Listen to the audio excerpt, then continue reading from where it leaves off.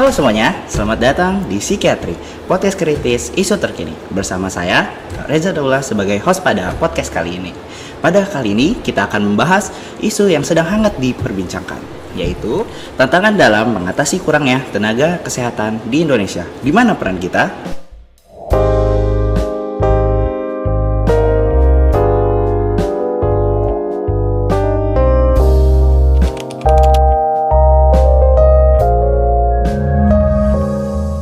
Menurut Undang-Undang Nomor 36 Tahun 2014, tenaga kesehatan adalah setiap orang yang mengabdikan diri di bidang kesehatan, memiliki kemampuan ataupun keterampilan melalui pendidikan di bidang kesehatan, yang untuk jenis tertentu memerlukan kewenangan untuk melakukan upaya kesehatan.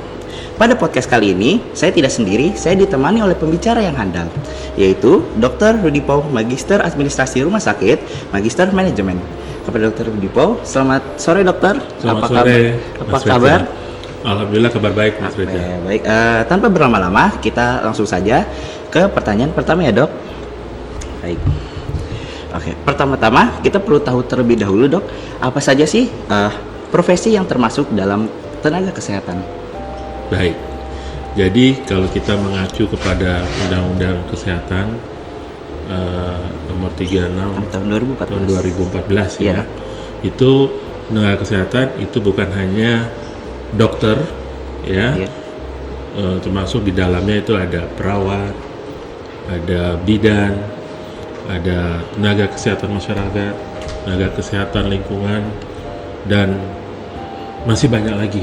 Ya, jadi artinya mereka yang secara pendidikan itu belajar tentang kesehatan. Demikian. Oke. Baik dokter, terima kasih atas tanggapannya. Kita lanjut ke pertanyaan berikutnya ya dok. Kira-kira apakah faktor kurangnya jumlah tenaga kesehatan di Indonesia dan kenapa tenaga kesehatan di Indonesia ini penyebarannya tidak merata ya dok?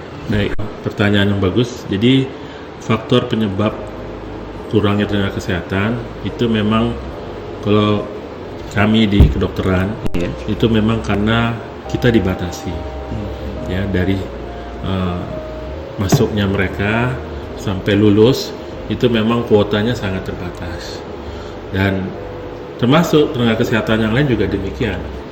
Sementara jumlah penduduk kita itu sangat banyak. Kalau tidak salah dalam catatan saya itu sekitar saat ini kurang lebih 280 juta di Indonesia. Di Indonesia. Iya, di Indonesia. Nah, untuk kedokteran sendiri itu kita masih berkisar di antara 226.000. Ya. Di mana dari 226.000 itu kurang lebih itu 60%-nya itu berada mereka di wilayah Indonesia Barat. Kembali ke pertanyaan Anda yang menarik tadi, Indonesia ini luas ya. Iya.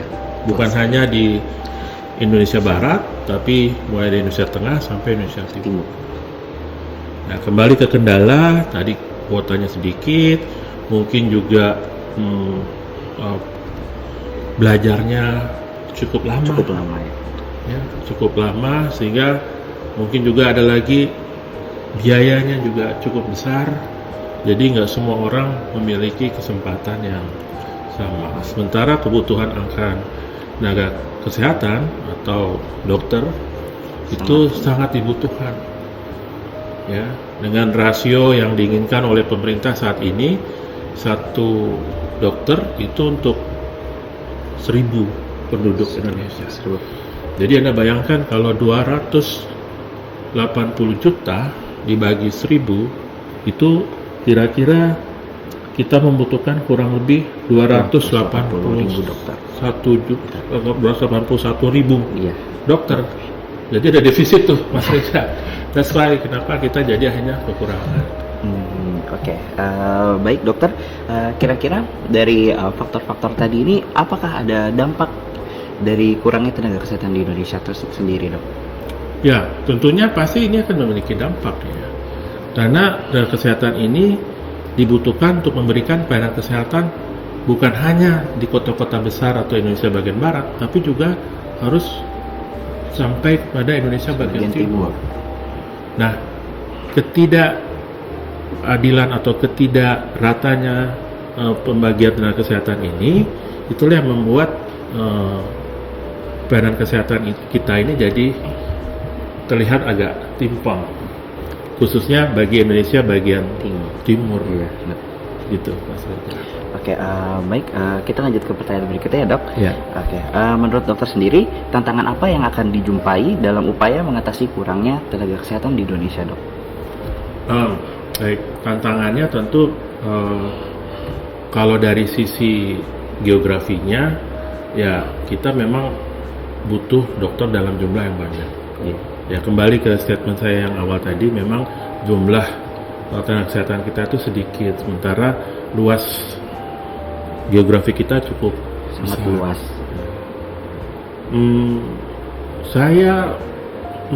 Saya melihat bahwa belum banyak tenaga kesehatan itu, mungkin sudah ada, tapi belum banyak mereka yang mau ke pelosok.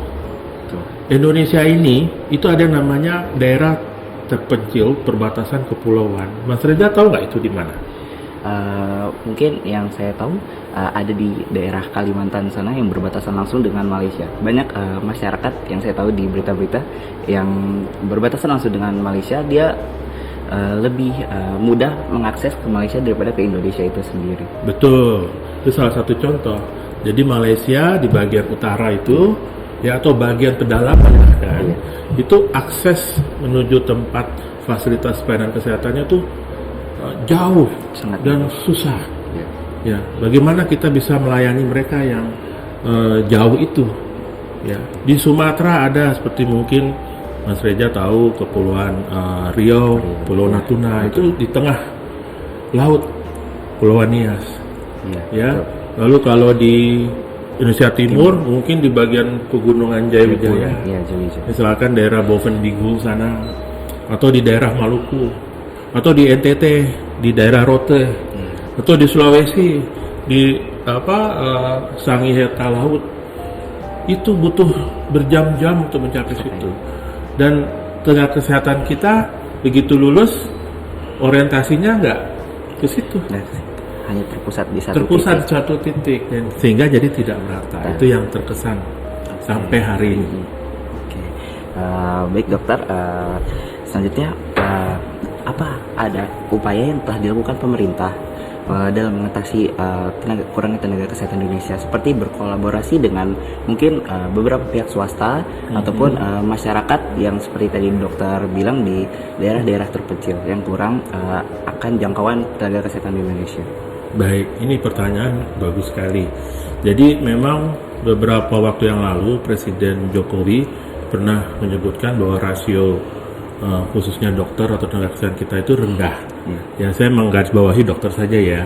Itu rasio kita itu sekitar 0,43. Ya, sementara kalau di ASEAN kita nomor 7. Nomor satunya justru ada di Singapura dan Malaysia. Mas Reza tahu bahwa kita ini memiliki 514 kabupaten kota di seluruh Indonesia. Bisa dibayangkan tuh ya, kabupaten kota. Sehingga di sini memang Pak Presiden juga sudah menghimbau setiap kabupaten kota itu quote and quote itu harus dokternya harus terpenuhi.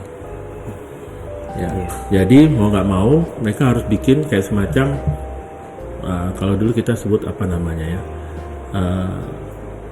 keterikatan. Jadi mungkin Mas Reza nanti asalnya dari mana Mas Reza? Saya sendiri dari Jakarta, Dok. Oh, Jakarta. Kalau misalkan dari daerah, ya mereka bisa disekolahkan oleh Pemdanya. Tapi dengan catatan mereka harus mengabdi kepada daerah. Kembali lagi. Dan dulu pernah begitu, tapi terus kemudian tidak berjalan. Nah, sekarang diperketat lagi. Jadi mereka harus mengabdi lagi. Termasuk kekurangan dokter spesialis yang ada di daerah. Ya, karena angka kematian di daerah itu ternyata cukup tinggi untuk penyakit tertentu, sehingga dibutuhkan penanganan bukan hanya pada satu tempat, tapi juga masuk pada kabupaten. Nah, di mana kabupaten cukup banyak, fasilitas dilengkapi, tapi kalau nggak ada sumber dayanya, tentu ini tidak akan berdaya guna. gitu. Jadi itu salah satu upaya pemerintah. Dan untuk yang dilakukan pemerintah juga membuka ini Mas Reja, membuka beasiswa ya. beasiswa khususnya dokter-dokter spesialis itu ya, dia buka beasiswa sehingga kebutuhan spesialis itu bisa terpenuhi di kabupaten maupun kota. Jadi PR-nya saya rasa masih panjang, tapi ide ataupun inisiasinya sudah mulai berjalan. Semoga rasio dokter yang tadi disebutkan di awal itu bisa terpenuhi, juga tenaga kesehatan yang lain. Gitu. Oke. Baik dokter, tadi kan kita sudah berbicara tentang apa upaya ataupun solusi untuk mengatasi kurangnya tenaga kesehatan di Indonesia. Nah, kita lanjut. Saya kemarin melihat sebagaimana yang kita tahu, Dok, Capres terpilih kita mengatakan akan membuka 300 FK untuk menutupi kurangnya dari 140.000 tenaga kesehatan di Indonesia, itu termasuk dokter ataupun tadi kita bidan dan yang lain-lain. Saya ingin tahu nih, Dok, tanggapan dokter sendiri tentang statement tersebut apa nih, Dok? Wah, ini pertanyaan menarik ya. Saya harus hati-hati juga jawabannya. Kita ini FK yang ada di Indonesia saat ini kurang lebih 80-an FK ya, baik negeri maupun swasta. Definitnya saya nggak tahu berapa, tapi di atas 80. Nah, itu pun dianggap masih kurang ya, tadi kan, makanya dibutuhkan 300 FK. Cuman harus hati-hati, Mas Reza, karena buka FK ini juga tidak mudah. Ya, pertama bukanya tidak mudah, ya, terus sudah gitu kelulusannya pun harus bermutu. Jadi kalau ditanya bagaimana pendapat pribadi saya, bagus-bagus saja, ya. Jadi kalau mau buka 300, tapi 300 jangan semuanya hanya pada satu kota, misalkan Jakarta gitu ya. Jakarta tuh udah jenuh. Mungkin bisa di tempat lain. Harus merata ya. Iya, tapi tentu akan banyak sekali pertimbangannya. Ini saya punya pendapat ya. Pendapat saya ya. Jadi itu bagus selama mutu itu dijaga, baik mutu mahasiswa dan terus akhirnya kelulusannya juga bisa digunakan oleh mereka yang memerlukan. Oke, baik, terima kasih atas pendapatnya, Dok. Kita lanjut ke pertanyaan berikutnya. Tadi kan kita udah menanyakan tentang pendapat dokter atau tanggapan dokter tentang pembukaan 300 FK. Nah, selanjutnya ini ada statement lagi. Kira-kira dengan masuknya dokter asing di Indonesia ini, apakah akan berdampak buruk bagi nakes ataukah akan berdampak baik bagi masyarakat? Seperti itu, Dok. Ini pendapat saya lagi ya? Iya, pendapat dokter pribadi. Jadi sebenarnya nggak usah dikhawatirkan tenaga asing masuk. Sebenarnya AFTA itu udah mensinyalir bahwa akan ada tenaga kesehatan asing yang masuk ke kita. Ya, memang kalau kita ini orangnya agak norak ya. Kalau dokter asing tuh kayaknya pasti udah aneh, hebat. Saya cari. Padahal sebenarnya ilmunya sama. Ya, jadi sebenarnya yang tenaga asing ini masuk, kita harus mengimprove kita punya kualitas. Kita harus lebih siap bersaing. Gitu. Kalau nggak kita terlena juga. Nah, kita nggak mungkin kita bermain di luar ring. Jadi kalau asing masuk, kita ikut di dalam. Jadi, itu pendapat saya.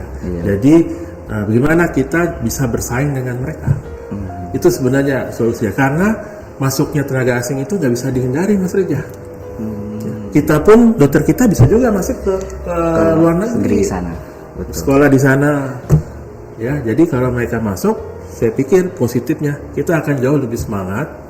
Dan nggak usah kita larang-larang, tapi terus kita berkompetisi, kita meningkatkan kita punya kualitas. Oke, berarti kita harus lebih siap ya beradaptasi dengan masuk ke dokter asing. Kita harus lebih bersaing dan berkompetisi ya, Dok. Betul. Oke, tidak terasa nih, Dok, sudah masuk ke pertanyaan terakhir. Oke, tadi kan kita sudah membahas tentang faktor dan dampak, terus tentang pembukaan 300 FK. Selanjutnya pertanyaan terakhir nih, di mana sih, Dok? Karena saya juga masih sebagai mahasiswa kedokteran, di mana sih peran mahasiswa kedokteran dalam kurangnya tenaga kesehatan di Indonesia ini, Dok? Ya, baik. Ini juga pertanyaan bagus ya.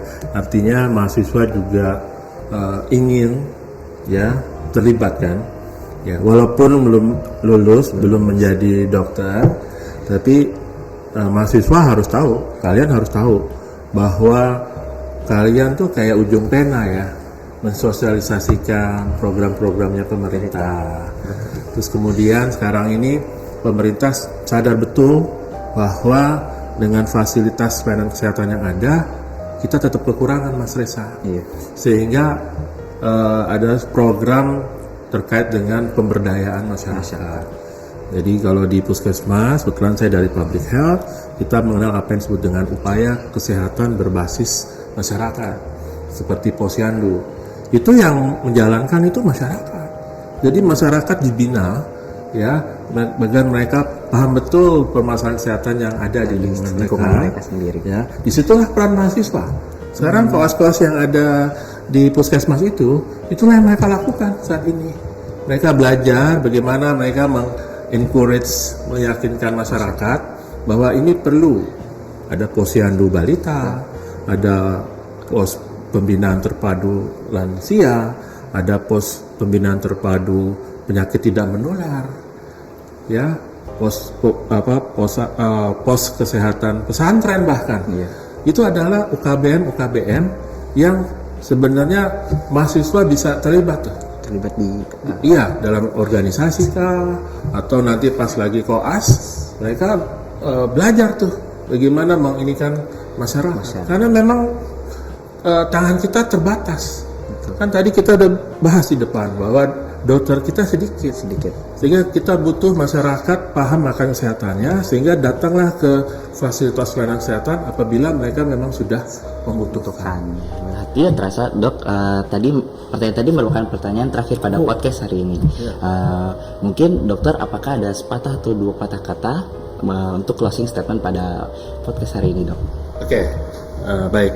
Jadi buat adik-adik mahasiswa ya, bahwa kalian memiliki peran ya dalam produksi tenaga kesehatan di masa-masa yang akan datang. Saat ini jadi mahasiswa ya, tapi nanti Anda akan menjadi koleha. Ya, jadi kapan kita bisa mulai? Mulailah dari sekarang. Jadi pendidikan kesehatan itu nggak menunggu sampai orang lulus, ya, dari keluarga, lalu masyarakat sekitar, di mana kita berada. Kita udah tuh lakukan namanya pendidikan kesehatan atau promosi kesehatan. Kan belum boleh ngobati ya. Jadi sehingga untuk kembali ke topik kurangnya tenaga kesehatan Indonesia, memang pemerintah sudah memikirkan hal ini. Ya, kedepannya diharapkan Indonesia tidak lagi defisit tenaga kesehatan, khususnya dokter, dan di wilayah-wilayah yang sangat terpencil, ya, karena mereka pun adalah bangsa Indonesia yang membutuhkan pelayanan dari kita. Ya, semangat mahasiswa, maju Indonesia. Terima kasih. Baik, terima kasih dokter atas masukan dan closing statementnya. Saya Reza Naula sebagai host pada psikiatri hari ini. Izin pamit undur diri. Sampai jumpa di psikiatri selanjutnya. Dadah.